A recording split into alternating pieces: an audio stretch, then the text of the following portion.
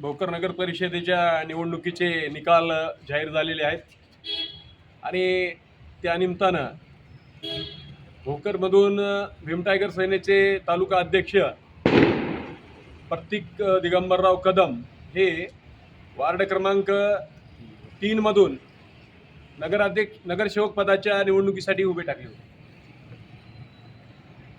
त्यांचा जो प्रचार होता ते अत्यंत चांगल्या प्रकारे त्यांनी करून मतदारांना त्यांनी मोहित केलं होतं आणि त्यांनी निवडून येण्याची 100% गॅरंटी होती। परंतु तिथून त्यांचा पराभव झाला।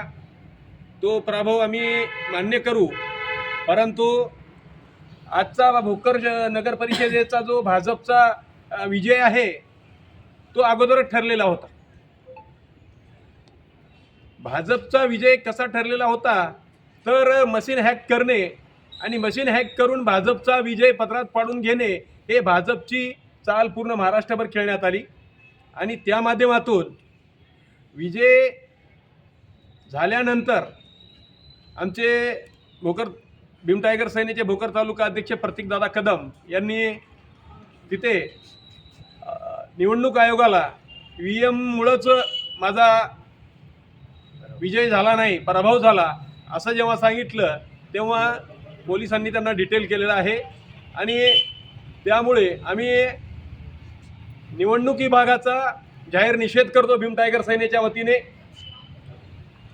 सर्व पैशाचा पाऊस, EVM-चा खेळ हे संपूर्ण चाललेला आहे। मला निवडणूक आयोगाला म्हणायचं आहे की अरे बाबा, तुम्ही निवडणुकाच घेऊ नका ना। मग जर EVM-वरच सर्व उमेदवार निवडून येत असतील तर आम्हाला निवडणुकाचीच गरज नाही।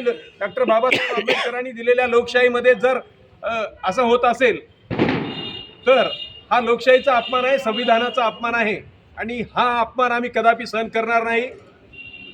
भाजपच्या नगराध्यक्षाचं अभिनंदन निवडून आल्याबद्दल, मतपेटीतून निवडून आला नाही तर तुम्ही EVM-च्या मशीनमधून निवडून आलेले नगराध्यक्ष आहात आणि तुम्हाला आमचा इशारा आहे, 5 वर्ष नगराध्यक्ष पद सांभाळत आहात आणि निवडून आलेल्या नगरसेवकांना इमानदारीनं नगराध्यक्ष पद आणि नगरसेवक पदाचा कारभार सांभाळा, नाहीतर भीम टायगर सेनेला सामोरं जावं लागेल।